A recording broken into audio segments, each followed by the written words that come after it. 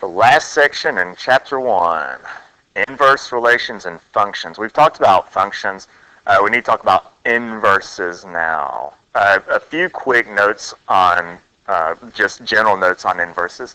First, the notation. And this is something that makes me angry. The Math League of America sometimes has rowdy nights, and they have things that alter their minds, and they come up with stupid ideas like this. The inverse of a function is actually written like this. The problem I have with that is it looks like an exponent. Just know that this is not f to the negative 1 power. If I wanted to write f to the negative 1 power, I would have to write it like this. That is f of x to the negative 1 power. If you put the negative 1 right here, then we're talking about f inverse, and that's exactly how you read that. That's read f inverse of x. And it is not the reciprocal. Do not confuse inverse with reciprocals. Don't do 1 over the function and think you have the inverse. It is not, doesn't work that way. To get the graph of f inverse, you reflect the graph of f of x across the line y equals x, and we're going to do some examples of this later. By definition, f of f inverse is x, and f inverse of f of x is x, which means if you plug one into the other, it will always, always, always clean up to be just x. And then you can find the inverse either graphically or algebraically by swapping the x's and y's. And the domain of f inverse is the range of f. And that's true because you swap the x and the y to go from one to the other. So the domain of one is the range of the other. And that's how we're going to find the range of f of x. And we'll do some of those towards the end of this video. So moving on to real problems. Let's start with the graph of an inverse. What I have here is just some graph of a function f of x. I didn't give you an equation, so we're just going to have to kind of go with what it looks like. And if I want to graph the inverse, what we do is we reflect the graph across the line y equals x. So I'm going to start by graphing the line y equals x, which is one of those graphs that you should know. And y equals x looks like this. Then what I want to do is just reflect this whole graph across y equals x. That's going to be really hard to do. If it was a vertical line, it'd be easy to reflect across that. But what I like to do, if you remember, on that last page, I said you can find the inverse by swapping x and y. So that's actually what I'm going to do. I'm going to look at my function, f of x, which is in blue, and I'm going to look at some of the ordered pairs that it goes through. Like I see 0, 0, or I'm sorry, 0, 1. It goes through 0, 1. Well, that means my inverse is going to go through the ordered pair 1, 0. You just flip the x and the y. So f inverse is going to go through 1, 0. I'm going to do the same thing for all the other points. Looks like my original function goes through the point 1, 2. It also goes through the point negative 1, 0. So to graph the inverse, I will flip those around, and I'll have 2, 1, and 0, negative 1, and I'll plot those. So 1, 2, 1, and 0, negative 1. And something else about graphing the inverse is wherever the original function hits the line y equals x, the inverse is also going to hit that, going to cross the line right there as well. So following the rest of this, let's see if we can find some other points. I'm going to kind of guesstimate a point. Let's say this point right here looks to be about 1.54.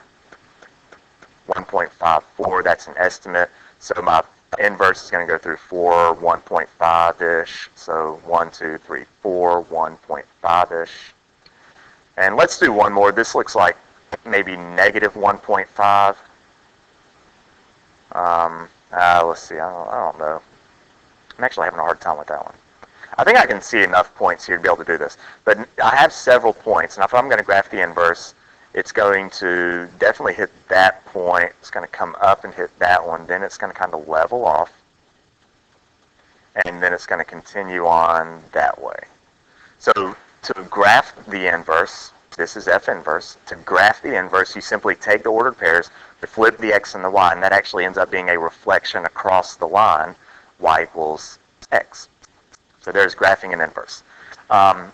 Proving that two things are inverses, I told you earlier that by definition, f of f inverse of x is x, and f inverse of f of x is x. That means when you plug one into the other, you will get x. So let's do f of f inverse of x. Well, I know that f inverse of x is this thing. So I'm going to take that and plug it in for f inverse. So that's what, x plus 2 over 3. That's f inverse.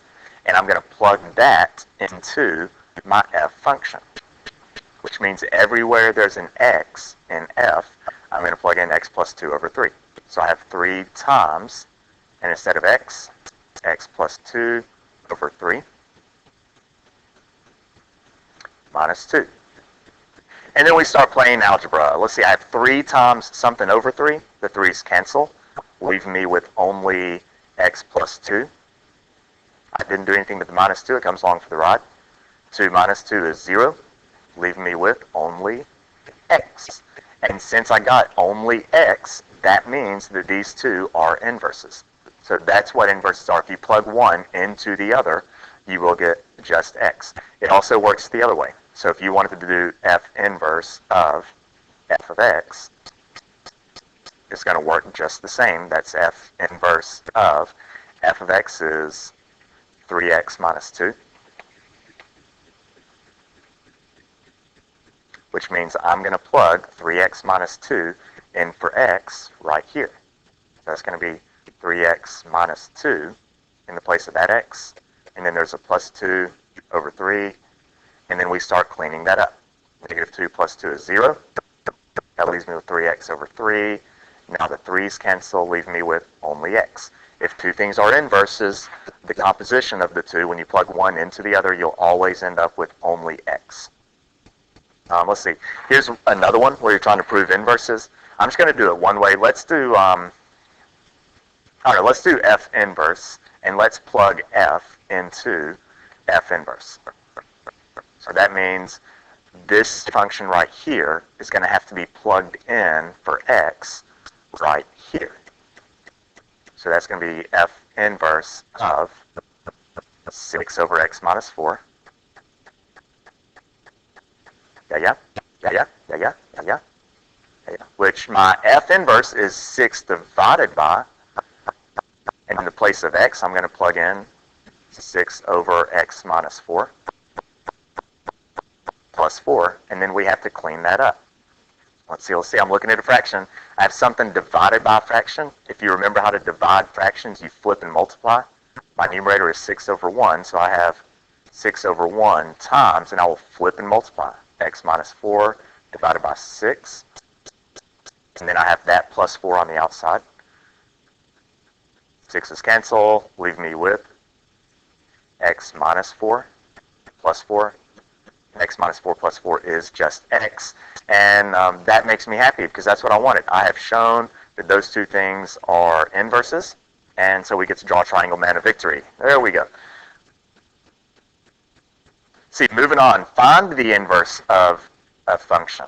Well, to find the inverse, if I give you an equation, I want you to find the inverse, you swap x and y. Same thing we did with the graph. We're going to swap x and y, and then we solve for the new y.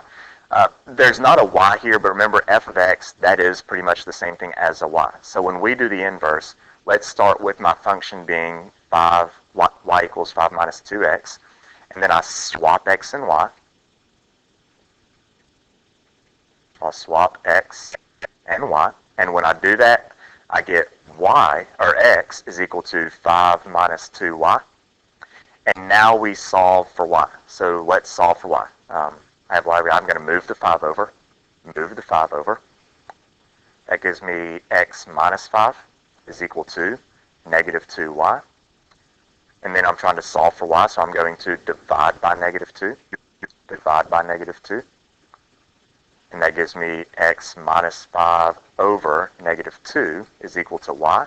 And that's my inverse. So I could say that f inverse of x is x minus 5 over negative 2. Voila. Yeah? Questions, comments, concerns, thoughts on life? Very good. You swap x and y and you solve for the new y. Let's do another one. Let's do a little bit uglier. Now remember, f of x, that's just like saying y. So I'll just scratch that out and I'll call it y. And my first step is to swap x and y. swap x and y. And when I do that, I'll have, instead of y equals that, I'm going to have x equals 5 over 2 plus y. Now this one you're not liking because as a fraction, I know you hate fractions, but you know we just kind of have to deal with them sometimes. And what I'm going to do, if I ever have a fraction, I'm going to try to undo it. So first thing I'm going to do is get rid of that fraction by multiplying this both sides of the equation by 2 plus y. And when I multiply by 2 plus y, they cancel over here, leaving me with only the 5. And then on this side, I'm going to distribute the x. X times 2 plus x times y. And now remember, we have to solve for y. We need to get y by itself. So I see my y. I'm going to try to isolate it and move everything else over. So I'm going to start by subtracting 2x. Hey, I'm writing in dots. How exciting. I was already saying, oh, stupid. Okay. So I'm going to start by subtracting 2x from both sides. Those cancel, leaving me with xy equals 5 minus 2x. Then I will divide everything by x because I'm trying to isolate the y. So y is equal to 5 minus 2x, all divided by x, which is the inverse. So f inverse of x is 5 minus 2x, all divided by x. Questions, comments, concerns? Thoughts on life? Great! Let's draw Triangle Man of Victory. What the heck? Here's Triangle Man of Victory. All right. That was a tough problem. So we'll draw Triangle Man of Victory. I think I have one more problem where we find the inverse. We do! Okay, so let's do this one. Let's swap x and y. We're still finding inverses, so we're going to swap x and y. Now here we actually have two x's. Let me get rid of that. I'm going to call that y. And when we swap x and y, what that means is every y becomes an x, and every x becomes a y. So the equation becomes x equals y over y plus 1. And now we have to solve this. I'm going to solve it the same way I solved the other one. Not a fan of the fraction, so I'm going to multiply by y plus 1. Multiply this side by y plus 1. See, y plus 1's cancel over here, leaving me with only the y. Then over here, if I distribute, I have x, y plus x is equal to y. Now, the tricky part here is solving this one for y. Some of you are thinking, well, I have y equals, but the problem is y is on both sides of the equation, and you cannot have that. We have y's on both sides, and we need to isolate. We need to get just one y. So first thing I'm going to do, when you're solving equations, whatever variable you want to solve for, they have to be on the same side of the equation. So I'm going to take this term, which has a y in it, and I'm going to move it over. So I'm going to subtract xy to move it over. See, these cancel. That gives me x equals, these will not combine, they're not like terms, y minus xy. Which it seems to have muddied the water, but we're about to undo the mud just a little bit. This right side, you can actually factor a y out of it. So I have y minus xy. I'm going to turn that into y times 1 minus x. I simply factor out the y. So this thing right here, factor out the y. And that's going to be a pretty common technique for doing these kinds of problems, is to move everything with the y over and then factor out the y. And now, I have one easy step left. I have y times a bunch of stuff, so I'm going to divide by that bunch of stuff. And I end up with x divided by 1 minus x is equal to y, because these cancel. And there's your inverse. So if inverse is equal to x over 1 minus x. Do we have any questions? Great. Good deal. All right. One more thing. How are we doing on time? Yeah, okay. One more thing. Finding the domain and range of a function. Now, we have done domain before. I don't know what I'm about to do there, where we've already done domain. And remember, domain is, if you have a fraction, the bottom can't be 0. If you have a square root, you cannot take the square root of a negative. This problem has no fractions or no square roots. There's no red flags on this one, so my domain is all real numbers, everything to the left and everything to the right. There's nothing that I cannot plug in for x. Now the range, if you remember on that very first page where I gave you those general notes, or I guess it was the second page, my range is actually the domain of the inverse. So if I'm going to ask you to find the range, the first thing I have to do is actually find the inverse. So I need to find f inverse, and I chose this problem very carefully because we have already found the inverse.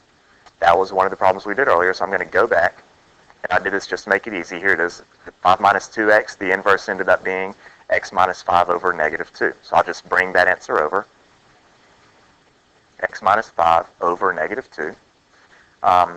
And then I need to find the domain of this problem. Well, I have a fraction, but my denominator is negative 2. That will never be 0. There's no variables down there, so again, there's nothing that can mess this up. So the domain of f inverse, I cannot make that bottom 0. So my domain of f inverse is all real numbers, negative infinity to infinity, which means my range of f is the same. The range of f of x is also negative infinity to infinity. So the domain of one is the range of the other. Since the domain of f inverse was all reals, the range of f is all reals. And I'm going to do one more problem. I'm going to skip this one. We'll work on that one in class at some point. And I want to jump straight to this one. Let's find the domain of this problem. Okay, I do see a red flag on this one. I do see a red flag. We have a denominator, and I can make my denominator 0. So I'm going to take x plus 1, set that equal to 0, and we get x equals negative 1. Well, that means I cannot plug negative 1 into my function because it makes my bottom 0. So the domain is everything except negative 1. Negative infinity, negative 1 to infinity. There's my domain. Now to get the range, to find the range, I need to find the domain of f inverse. Well, this is the exact same problem we did earlier, so we already have the inverse. And the inverse is, let's go back and look at it. The inverse of that problem, here it is, it was x over 1 minus x. So it's x over 1 minus x. So I need to find the domain of this one. What's the domain of f inverse? Well, I'll take my bottom, my denominator, I'll set it equal to 0, and that's going to be x equals 1. So my domain is actually everything but 1 also. So that negative infinity to 1, and then 1 to infinity. Oh, I thought it was the same. Okay, anyway, there's a domain of my inverse, and if that's the domain of f inverse, then I know, based on this thing, that the range of f is the same. So the range of f is negative infinity to 1 and 1 to infinity. So there's a blitz, I call it a blitz, it ended up being 18 minutes again of inverses. So there we go. If we have any questions, we'll polish it out in class on Tuesday, and y'all have a great Labor Day weekend. I guess you've already had a great Labor Day weekend because you're not going to watch this before the weekend. All right, see ya.